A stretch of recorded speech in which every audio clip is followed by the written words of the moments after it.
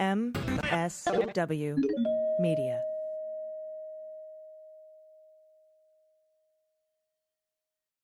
Thanks to Thuma for supporting the Daily Beans. Create that feeling of checking into your favorite hotel at home with The Bed by Thuma.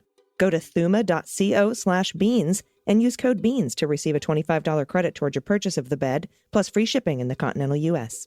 News with swearing. Daily Beans, Daily Beans. Daily Beans, Daily Beans. Hello and welcome to the Daily Beans for Monday, August 22nd, 2022. Today, a federal appeals court orders the release of the Bill Barr Office of Legal Counsel memo about how to spin the Mueller report to the public and Congress. Another federal appeals court rules that Lindsey Graham can't quash his Fulton County DA grand jury subpoena in full. The FBI is questioning former Trump National Security Council staff about the Mar-a-Lago documents. And Donald claims he is set to ask for a special master to review the seized evidence. I'm your host, Allison Gill. Hello, everyone. Happy Monday. It's AG, Allison Gill here. Tonight is the live show at Largo, Los Angeles, 7:30 p.m. Pacific.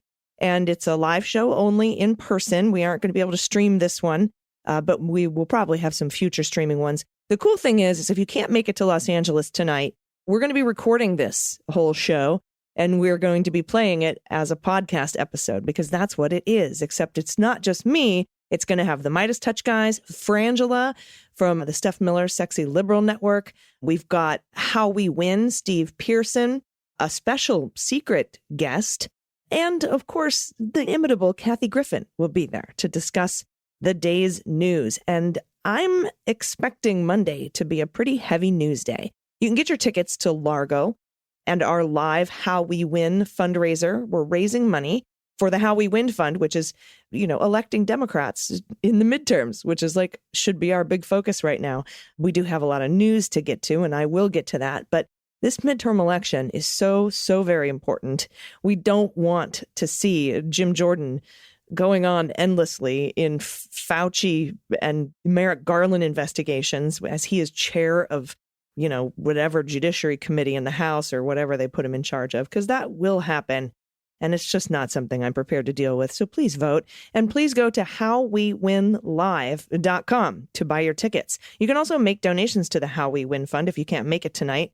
But every dollar for your ticket goes toward this fund. MSW Media is picking up all expenses on me so that every single one of your dollars can go toward Democratic victory in the midterms. All right, we do have a lot of news to get to, as I mentioned. Let's hit the hot notes. Hot notes.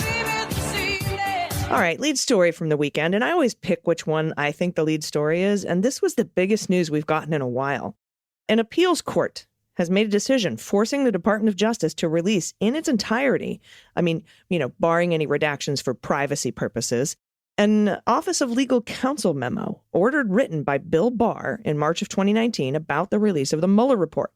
The memo includes information on deliberations about usurping the obstruction of justice charging decision, along with how to spin the report findings, the Mueller Report findings, to the public and Congress. The appeals court upholds Judge Jackson's determination that the Department of Justice failed to show that there was deliberative process privilege over whether or not to indict Donald, because Barr had already made up his mind about that, and you can't deliberate about what you've already decided. That's the pre-decisional thing that's required to accept this under FOIA. And this was a FOIA lawsuit by the Citizens for Responsibility of Ethics in Washington. And without a resulting decision to tie the deliberation to, there can be no deliberation. The court pointed out that had the department argued that the memo was deliberating what to tell the public rather than whether or not to charge Donald, the court might have granted the Department of Justice motion to keep the second half of the memo sealed. But the DOJ failed to make that argument after filing 5 briefings and then filing an appeal and an application for a stay. It was only after the first half of the memo was released, which this DOJ allowed, that they learned that there was another point to the memo to the deliberations, which was to how to spin this to the public. And the appeals court found that you don't get a sua sponte second chance from the court without asking for one. And they didn't move to ask for a second chance, nor did they move to keep the first half blocked. And even if they did ask for a second chance, it probably would have been denied because this court cites a bunch of reasons and a bunch of case law of them denying a second chance ask in the past. Now, I did an hour-long episode of Mueller, She Wrote this past Saturday about this very filing. And that episode is for patrons, so you can check that out in your premium feed. From now on, whenever a Mueller, She Wrote episode pops up, I'm just going to put it out to patrons with premium feeds. So if you want to become a patron, it's super cheap. It's like $3 a month, $36 a year. You can get access to all that bonus content. And you can do that at patreon.com/MuellerSheWrote. You can also sign up for a premium feed, the same premium feed with all the same content on Supercast. I still don't know the next steps in this case. Merrick Garland might not appeal en banc to the full panel of the appeals court, or he might. He might drop it totally. They might appeal to the Supreme Court and ask for a stay pending an appeal. We haven't heard yet. But here's the thing. The original shitty arguments for keeping the memo under seal weren't made by Garland. They were made by Barr and his Department of Justice. And I think Garland was simply continuing the fight using Barr's arguments. Like they weren't going to help him out because they're not good arguments. And as the court said, if the DOJ had used the argument about there being a decision on what to tell the public, the DOJ might have won. But Garland didn't add that. And I can't help but think that Garland and other top DOJ officials were discussing this case, saying, look, we need to act like a DOJ that defends the DOJ. So let's argue using Barr's arguments. But let's not add any good arguments that we know could win. Let's keep using his arguments. That might have happened. It might not. I'm not sure what happened. But last year, when I read this Department of Justice's arguments, I thought these are crap arguments for such a cool DOJ. And they were crap arguments because they were Bill Barr's arguments. And Garland's DOJ didn't amend them at all to make them better. In fact, he conceded a bunch of stuff. Garland said, well, Barr actually argued attorney-client privilege too, alongside deliberative process privilege. But they decided to drop that argument. And then later said, we hope the court doesn't think we made these arguments in bad faith. They literally said that in their filing, which makes me think like they just came shy of saying, hey, we're just arguing what the last guy argued. You know, that's the best we're going to do. I don't know if that's the case, but I will let you know whether Garland appeals this or lets it go so that the memo can be released to Crew. And again, that's the organization that sued for it under FOIA. I hope Garland says, we agree with the court. We tried the arguments that the Department of Justice put forth. Those arguments lost. Release the memo. Release the bats. Release them now. And the fairly conservative 11th Circuit Court of Appeals has ruled that Lindsey can't quash his entire subpoena, meaning he didn't want to show up and testify in front of the Fulton County, Georgia, special purpose grand jury. And he said, quash the whole thing. And the court said, no. And then the appeals court said, yeah, no, you can't quash the whole thing. So he will have to testify. But what about? That's the question. They temporarily stayed the testimony, which was due August 23rd, tomorrow, and they sent the case back down to the circuit court so the circuit court can decide exactly what he must testify to. We've seen this a lot in Trump cases, right? Trump will say, no, you can't have my tax returns at all. And then it'll go up to the appeals court, and the appeals court will say, well, you can have some, but you can't have all. Go back down to the lower court and figure out which ones you can and can't have, and then come back and talk to me. So this happens a lot. It's a good delay tactic. So they're sending it back down to the circuit court so they can decide what he has to testify to and what the speech or debate clause protects him from having to testify to, because that's his defense. I shouldn't have to say anything because of speech or debate clause. But the lower court was like, no, that doesn't cover everything they want to ask you about. So now the appeals court is saying, find out what it covers and what it doesn't cover. Again, the speech or debate clause shields congresspeople from criminal and civil investigations over stuff they do and say while discharging their duties in Congress.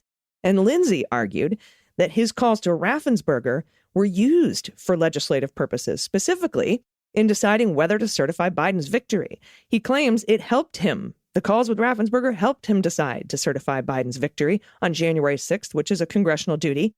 And he said it was going to help him get information about how to legislate any Electoral Count Act and voting law reforms. But the district court said that's not all they want to ask you about, like I said. And the appeals court agreed, but they remanded the case back to the circuit court to determine what can and can't be talked about. I simultaneously hate and don't mind this ruling. I don't mind it because it's another step of due process that prevents against appeal on conviction. And I don't mind it because it agrees that Lindsey can't get out of testifying altogether. He will have to testify. And I don't mind it because it leaves the briefing schedule to the circuit court, the lower court. That's the same court that outright denied his motion to quash and refused to grant a stay pending appeal. So I don't think this circuit court's taken any shit.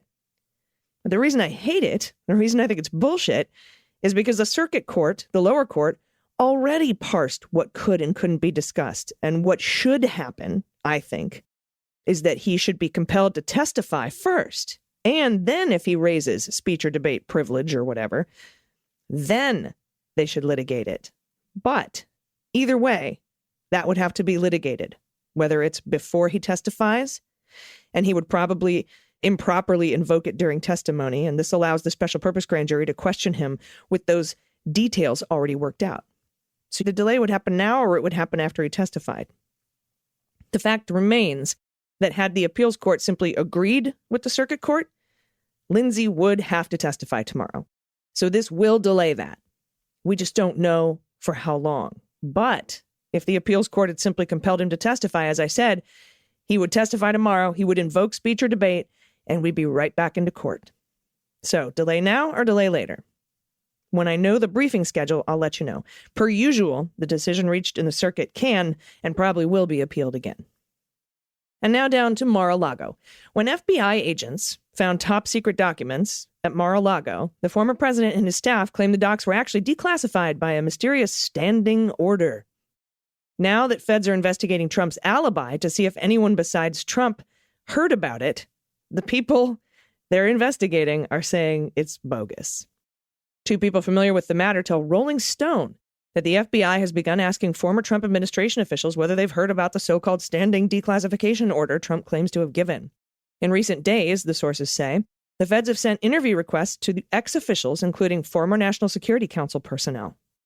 The FBI has asked some of them to visit local FBI field offices to answer follow-up questions concerning the ex-president, classified and highly sensitive documents, and the alleged order, the standing order. That order, Trump's office insisted last week, dictated any documents removed from the Oval Office and taken into the residence were automatically deemed to be classified. Beep, boop, boop, automatic. So far, these interviews have been voluntary, but as with any FBI investigation, witnesses are required by federal law to tell the truth or risk potential prosecution for false statements. Hello, Mike Flynn. The few Trump administration national security veterans willing to speak publicly or on background thus far have not corroborated Trump's claims of a standing order. In a story posted Thursday, CNN asked 18 former Trump officials whether they knew of such an order. None of them had. And from Hugo Lowell at The Guardian, Donald Trump is strongly considering seeking the appointment of a special court official, a special master, to determine whether materials seized from his resort, I guess if you want to call it a resort, can be used in a criminal investigation. And that's according to his new lead attorney, Jim Trusty, and two other sources. The motion, if it's actually ever filed, would be the first formal legal action by the former president after federal agents confiscated about 30 boxes of highly sensitive documents from his resort. Now, Trump would argue that the court should appoint a special master, usually a retired lawyer or judge, because the FBI potentially seized privileged materials in the search, and the Justice Department should not itself decide what it can use in an investigation. That's according to the sources. The ex-president's lead attorney, Trusty, that's such a wrong name for anybody working on the legal team for Trump. He said on the Mark Levin show Friday evening, he was anticipating a motion that would force the Justice Department to disclose what pre-raid instructions were given to FBI agents who executed the search warrant. Trusty, former chief of the organized crime section at the Justice Department, also said on the radio show that a court filing could come either that evening, Friday evening, or the following Monday, though he added it's probably going to be more like hours from now. But nothing yet. The lack of entry on the Mar-a-Lago docket over the weekend appeared to suggest that for all of trustees' declarations, the Trump legal team had not settled on a singular defense strategy as it struggles to parse what the Justice Department may do next in its investigation. It's really hard to argue that you need to appoint a special master, and there's a couple of reasons for that. First of all, there was one on site, not a special master, but a privileged team. There was one on site. So, it's a little hard to say, stop this now, it's an emergency, claw it back, put the toothpaste back in the tube. And it's also hard to declare it an emergency when you haven't filed anything in 2 weeks.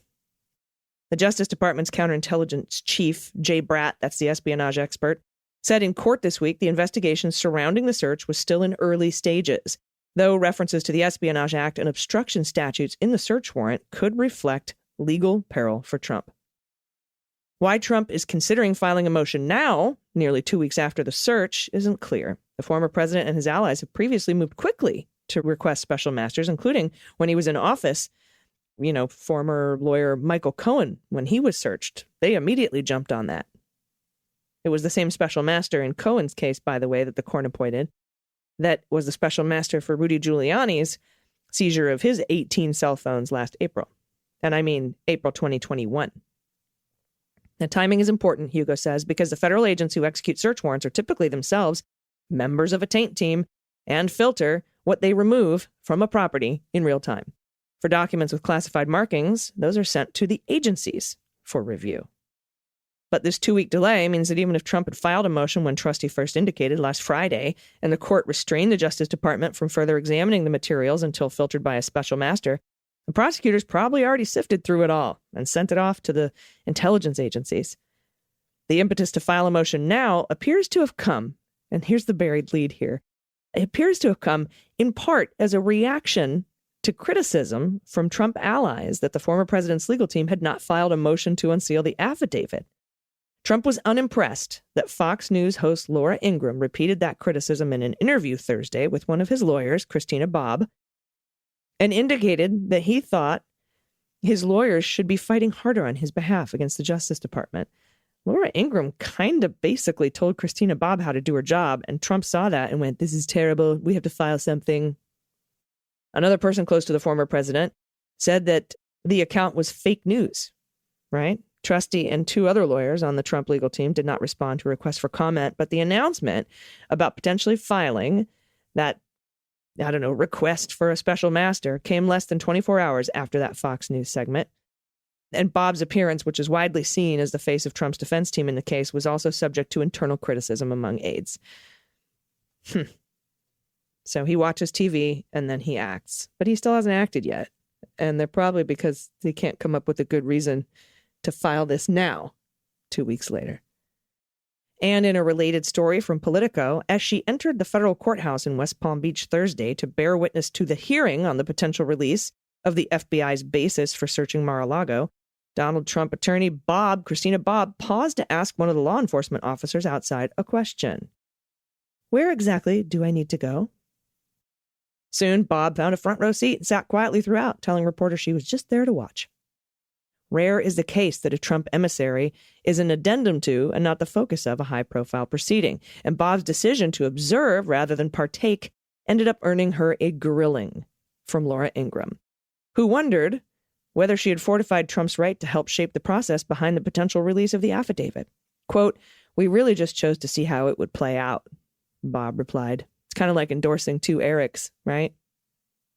Well, if we don't take a side, whoever wins, we win. The moment underscored an increasingly apparent truth about Trump's legal strategy. He and his team haven't settled on a singular approach and appear in the dark about what may come next. And I don't know if they're in the dark as much as they're doing their typical, shtick of flood the zone with shit, as Bannon would say. Put as many defenses out there, even if they contradict each other, to muddy the water. Trump has often used litigation to delay, but has been loath to go on offense, particularly when he's likely to lose, because he's lost so often. His vow Friday to make that major motion appears to be keeping with that approach. And Bobb's quiet approach to Thursday's hearing in Florida differed conspicuously from the tack taken by Trump, who has loudly insisted the DOJ release the unredacted affidavit underlying the search warrant executed at Mar-a-Lago. Several media organizations and conservative Judicial Watch And I like how Politico says several media organizations and Conservative Judicial Watch, because they don't belong in the category of media organizations, filed motions with the federal magistrate to do just that. But Trump never authorized his legal team to make that formal request. So he didn't file in that either. His demand for the release of the affidavit was itself a shift. He and his team initially resisted public release of the search warrant, which they had access to on August 8th. Christina Bobb signed for it. Only after Attorney General Merrick Garland took the unusual step of moving to release the warrant did Trump start calling for more transparency. And when Trump got his publicly stated wish to release the search warrant, Americans learned about dozens of boxes containing classified material he'd squirreled away, and that DOJ was probing potential felonies, including espionage and obstruction of justice, the king daddy of the 3 charges on that warrant. Trump has gone after the judge that signed the warrant. He's gone after the FBI. He's argued that the DOJ didn't exhaust all their options. They totally did. None of that's true. And now their new argument is that the FBI treats him differently, more harshly, because they don't like him. They treated him more harshly than they treated Hillary. And yes, it's true. The FBI didn't execute search warrants on Hillary. But that's because she handed over everything voluntarily.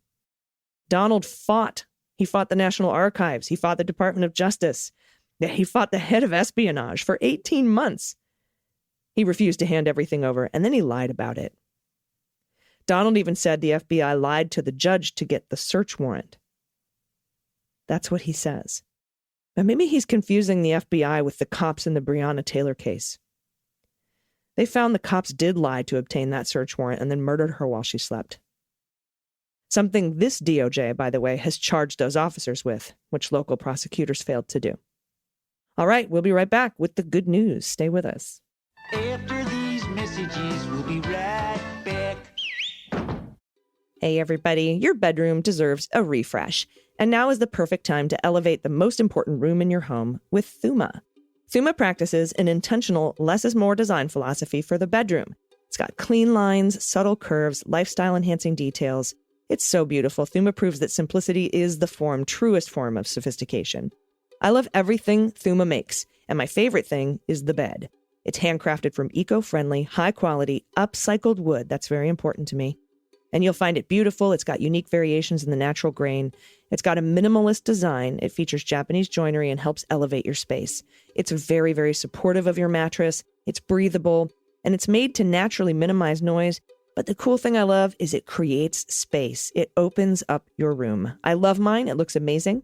And it takes my entire bedroom to the next level. I'm so happy I decided to buy the bed. I got the bed. It opened it all up. I put some wallpaper on one wall, got some nice lighting in there, completely changed the atmosphere. I absolutely love it. It's made for how you live. The bed by Thuma is backed with a lifetime warranty. It ships right to your door in 3 easy-to-maneuver boxes, and it only takes about 5 minutes to put together yourself. No tools required. I did it myself. Along with the bed, Thuma has other bedroom essentials to elevate bedtime. They have the nightstand, the side table, and the tray. They're all perfect complements to the bed. So create that feeling of checking into your favorite boutique hotel suite, but at home with the bed by Thuma. And right now, go to thuma.co/beans to receive a $25 credit towards your purchase of the bed, plus free shipping in the continental U.S. Just go to thuma.co/beans. That's Thuma, THUMA.co/beans for a $25 credit. Everybody, welcome back. It's time for the good news. Who likes good news, everyone? Then good news, everyone.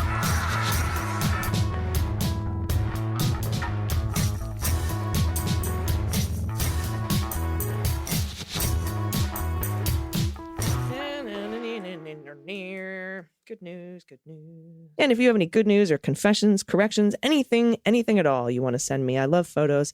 I love playing What the Mutt. If you happen to know if you did a DNA test on your rescue pup to find out what's in there, I love trying to guess, even though I'm very, very bad at it. If you have any whoopee stories, if you want to give a shout out to somebody in your life who just deserves to have humongous amounts of praise heaped upon them, you can send it all to me at dailybeanspod.com and click on contact. In case you're wondering where Dana is, she's out working. She is doing her job. She will be back, I promise. So let's kick this off with Lewis, no pronouns given. Hi, I'm a 74-year-old guy who started jogging 3 miles a day, changed my diet, and lost 30 pounds after being diagnosed with AFib.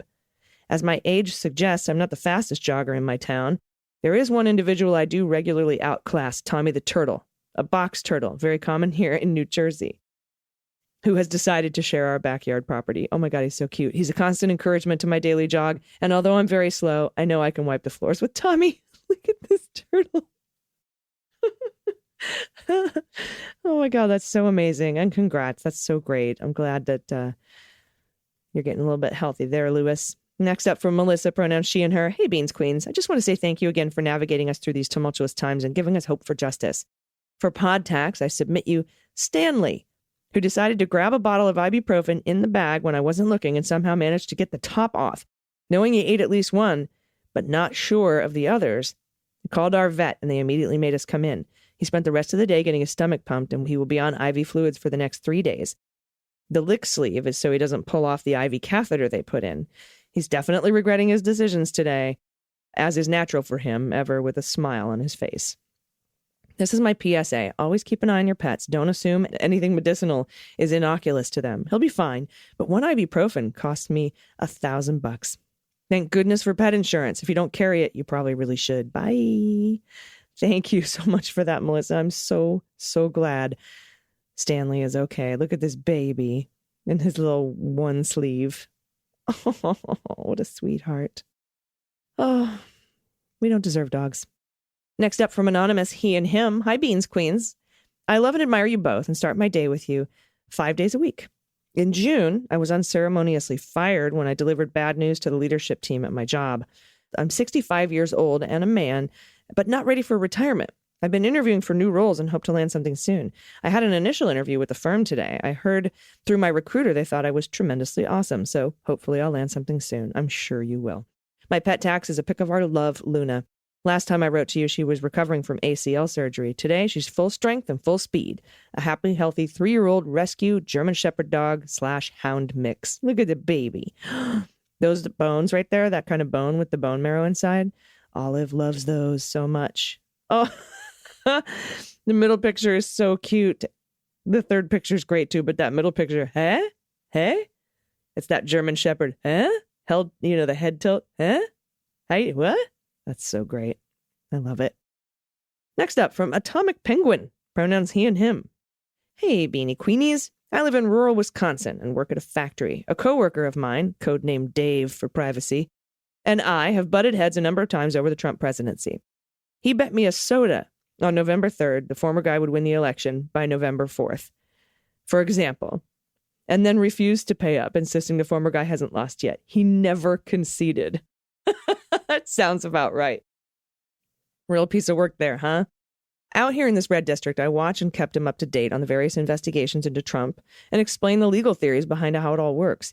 With the search warrant on Mar-a-Lago, he's really fallen deeper into a well, even though most of my coworkers have largely given up on the Donald. So instead of wasting time and effort explaining, no, Dave, buddy, even if it were declassified, you can't store presidential records at a golf course under the Presidential Records Act, my guy, I started sending him dark branded memes on his work email account. By the way, one thing you can talk about, though, Atomic Penguin, is obstruction. Although the Trump crowd doesn't seem to think obstruction of justice is a big deal. So I started sending him dark branded memes on his work email account by printing them out and then scanning them through the HR printer and emailing them to him. So he doesn't know who's sending them to him because the scanner just says it comes from the scanner. Dave suspected me initially, but I told him I'm more of a tell you you're a dick to your face kind of fella. He's been going around to all these people who voted for Biden and confronting them. And now several people are sending him dark branded memes via the HR office printer. Childish? Sure, I'll own that. But you know what? Watching him seethe around the factory, wanting to spew his Fox News talking points, but not knowing who to defend the former guy against is just cathartic. I love the smell of malarkey in the morning.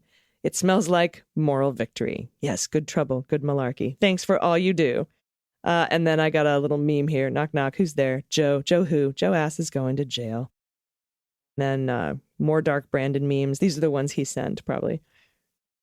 Gets COVID, can't breathe. Donald Trump. Gets COVID, kills top Al-Qaeda leader. Joe Biden. And then, oh yeah, these are just great. I love these. Thank you for doing it. That's funny. And I love how people now have joined in to send him dark branded memes from the anonymous printer. That's great. Thank you for all these. Everybody send me your good news. I need it this week. Again, Los Angeles tonight at Largo with Kathy Griffin, Midas Touch, Frangela, How We Win, and little old me. Every single dollar goes to electing Democrats in the midterms. Go to howwewinlive.com.